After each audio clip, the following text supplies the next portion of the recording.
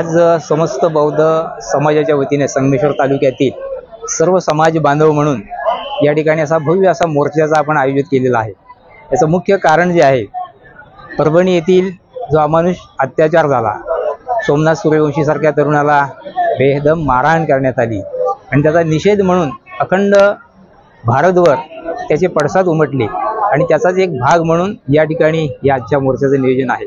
त्याचप्रमाणे मस्साजोगचे सरपंच देशमुख यांना सुद्धा अतिशय मोठ्या निवडून अशा प्रसंगाला सामोरं जावं लागलं आणि त्याहीपेक्षा कर म्हणून ज्यांनी या संसदेमध्ये हा फार मोठा संसदेचा इतिहास आहे, त्या इतिहासामध्ये संसदेमध्ये बाबासाहेबांबद्दल अनुद्गार काढावे, बाबासाहेबांची विटंबना करावी अशा गलिच्छ भाषेमध्ये ज्यांनी या ठिकाणी बाबासाहेबांचा उल्लेख करून या ठिकाणी आपलं मत व्यक्त केलं आणि त्या मताच्यामुळे सर्वसामान्य जनतेला फार मोठं आवाक झाल्यासारखं वाटलं आणि म्हणून या ठिकाणी देशाचे गृहमंत्री यांचा निषेध करण्यासाठी तमाम आंबेडकरी जनता या ठिकाणी हजर झालेली आहे आणि या आंबेडकरी जनतेला कोणत्याही पद्धतीनं या ठिकाणी कुठलीही व्यवस्था न करताना सुद्धा संगमेश्वर तालुक्याने या ठिकाणी जी हाक दिलेली आहे त्या हाकेप्रमाणे संगमेश्वर तालुक्यातली जनता या ठिकाणी हजर झालेली आहे आणि म्हणून मी या ठिकाणी या कृत्याचा निषेध करतो। अखंड बौद्ध समाजाच्या वतीनं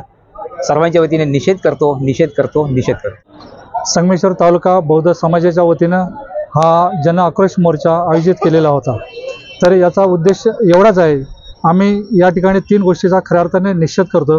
पहिली गोष्ट आहे की भारतरत्न डॉक्टर बाबासाहेब आंबेडकर यांनी लिहिलेली घटना, या घटनेची प्रतिकृती आहे, या प्रतिकृतीचा या ठिकाणी खऱ्या अर्थानं विटंबना झालेली आहे, त्याचा आम्ही खऱ्या अर्थानं निषेध करतो आहोत।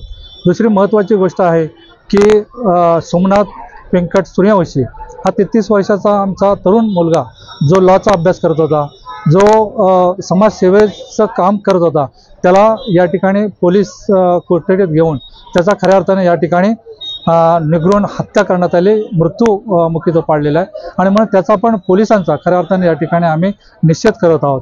आणि तिसरी महत्त्वाची गोष्ट आहे की भारत देशाचे गृहमंत्री अमित शहा हे जे बेताल वक्तव्य डॉक्टर बाबासाहेब आंबेडकरांवरती जे केलेलं आहे की आंबेडकर आंबेडकर आंबेडकर आंबेडकर आंबेडकर, ही एक फॅशन आहे, ही फॅशन नाही।